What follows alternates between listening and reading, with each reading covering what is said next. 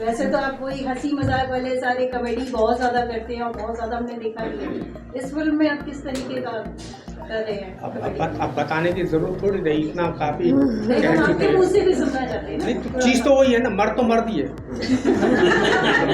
वो मर्दों के लिए कहते हैं ना कि हम अबला मर्दों की वही कहानी, होठों पे मूछ आंखों में पानी।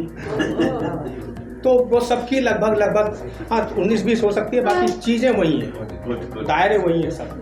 तो कैसे जुड़े आप फिल्म के साथ, कैसे? हाँ कैसे जुड़ा, दरअसल क्या मैं दिल्ली में काम करता हूँ, ज़्यादातर बॉम्बे में जाता हूँ, काम करके लौट आता हूँ। तो अनूप जी को कहीं से पता चल गया कि कास्टिंग डायरेक्टर ने इनको मेरा तस्वीर दिखाया, शायद इनको पसंद आया तो उनके मन में भाया, इन्होंने मुझे बुलाया, फिर आप में छाया।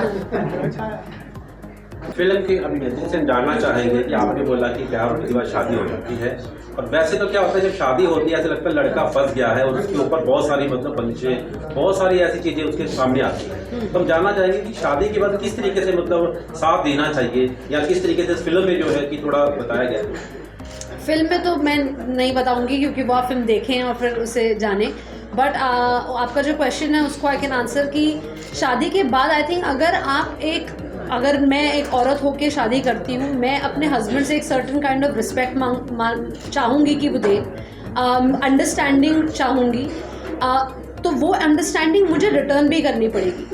अगर वो मुझे अंडरस्टैंड कर रहा है कि नहीं मैं काम करूँगी, तो शायद मुझे भी कहीं ना कहीं अंडरस्टैंड करना पड़ेगा अगर उसका काम करने का ना मन हो, और बहुत सारी अगर उसे घर पे रह के घर की चीज़ें करनी है तो मुझे उस चीज़ का सपोर्ट करना है, ना कि पलट के कि तुम ये क्या कर रहे हो, बाकी मर्दों को देखो वो तो बाहर जा रहे हैं, वो पैसा कमा रहे हैं। तो आपको ये समझना पड़ेगा कि आप जिस आदमी के साथ रह रहे हैं वो क्या चाह रहा है अपनी ज़िंदगी से, एंड देन आप उसका सपोर्ट सिस्टम वहाँ बनते हैं, ना कि बाहर जो आदमी कर रहे हैं या औरतें कर रही हैं हम एक दूसरे को घर पे आके एक दूसरे से कंपेयर करें कि वो औरत तो ऐसा कर रही है, तुम क्यों बाहर जाके काम कर रही हो, या हम आदमी को कहें कि वो देखो आदमी इतना पैसा कमाता है, तुम्हारी सैलरी इतनी है।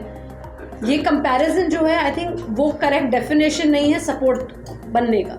सो आई थिंक सपोर्टिव होना इज़ द बेस्ट थिंग।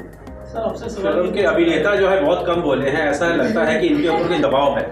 मैं थोड़ा नर्वस जानना चाहेंगे कि आपके ऊपर क्या वाकई दबाव है या दबाव नहीं है। एक्चुअली मैं इतने सारे लोगों को एक साथ देख के थोड़ा नर्वस हो जाता हूँ हमेशा से ही तो इसलिए मैं कम ही बोलना पसंद करता हूँ और कम ही बोला जाता है मुझसे, इसलिए बस यही हो रीज़न, और कोई दूसरा फिल्म के अंदर भी ना ये पूरे दबाव में रहे हैं, और ये जैसे इनके दोस्त बने हैं तो इन्होंने पूरी फिल्म में इनको दबा के रखना है, मतलब हर जगह। तो ये इससे गाइड करे, भाई ये बता मैं क्या करूँ, ये है वो है, तो दबाव में वो कैरेक्टर में अभी मुझे लगता है फिल्म के कैरेक्टर से निकल नहीं पाया। नहीं मतलब मुझे ऐसा लगता है अंतर्राष्ट्रीय मैन दिवस जो है कि आपने बताया कि इस पे मतलब रिलीज होने जा रही है, वैसे अभी तक इस तरीके का कोई आया नहीं सामने, ना कोई इसके फेवर करने में आया, ना कभी मनाया गया है, तो किस तरह से मनाना चाहिए इस डे को, आप थोड़ा सा संदेश। एक्चुअली में यही प्रॉब्लम है, अभी मैम ने बहुत अच्छी बात बोली थी कि औरतें आज आ चुकी हैं अपने अधिकारों, मर्द क्या करते हैं ना अभी भी उनको ऐसा लगता है कि हम क्यों मांगे, हाँ वो अभी भी उस गुलफत में जी रहे हैं, मतलब उस गलतफहमी में जी रहे हैं कि नहीं यार हम बोल ही नहीं सकते, हम एक्सप्रेस नहीं कर सकते।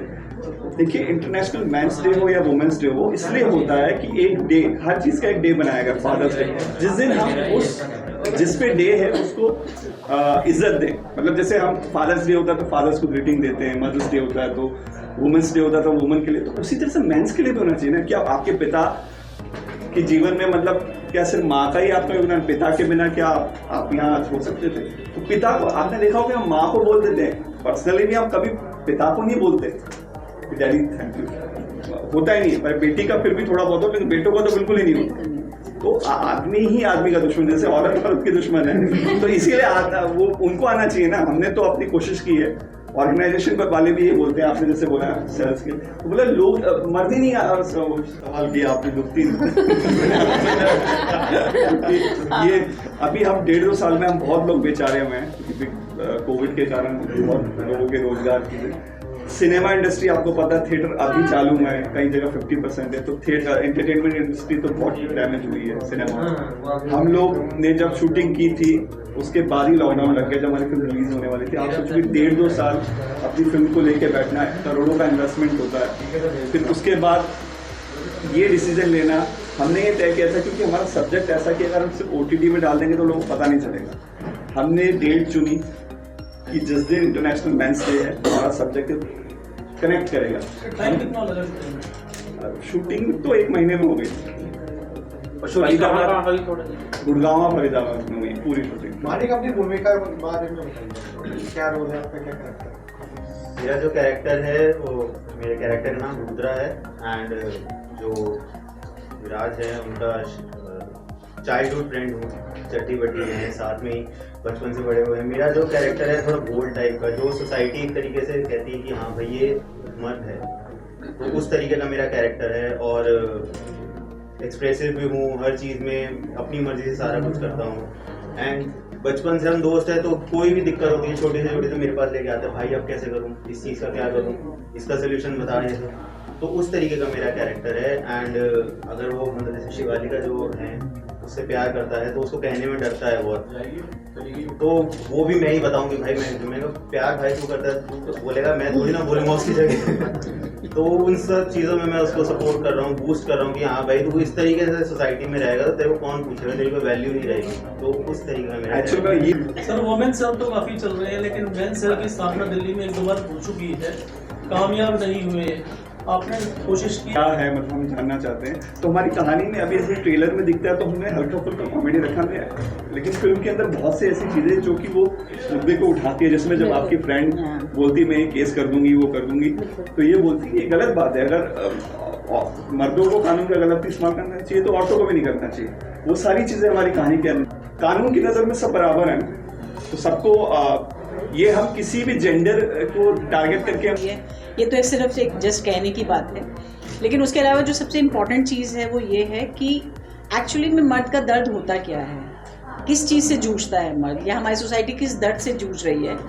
ये इस फिल्म को देखने में ज़्यादा अंडरलाइन की गई है बात कि मर्द वो नहीं होता जो रोए ना, मर्द एक्चुअली में वो होता है जो रोए, जो हर चीज़ को फील करे, जो हर चीज़ की रिस्पेक्ट करे, वो मर्द होता है। तो ये सबसे इम्पॉर्टेंट चीज़ है जो स्क्रिप्ट की, जो मुझे भी अच्छी लगी थी, जिस वजह से मैंने ये फिल्म अनूप जी की है कि आज तक हम कभी ये जानने की कोशिश ही नहीं की। हमने बचपन से अपने बच्चे को, लड़के को हमेशा ये कहा है, अरे तू रोएगा नहीं, तू मर्द है, तू रोएगा नहीं, तुझे दर्द नहीं हो सकता, कैसा मर्द है, ऐसा मर्द है। तो ये क्या है, ये जो कॉन्सेप्ट है जो हमारी सोसाइटी लेके घूम रही है, इसकी वजह से आप नहीं जानते कि उस मर्द को हम किस तरह का बना देते हैं। जब वो बड़ा होता है फिर हम उससे शिकायतें करें तो वो गलत है। मेरे ख्याल से जब बच्चा छोटा होता है तभी से अगर हम उसके पालने में इस बात का ध्यान रखें कि उसे हमें असली मर्द बनाना है।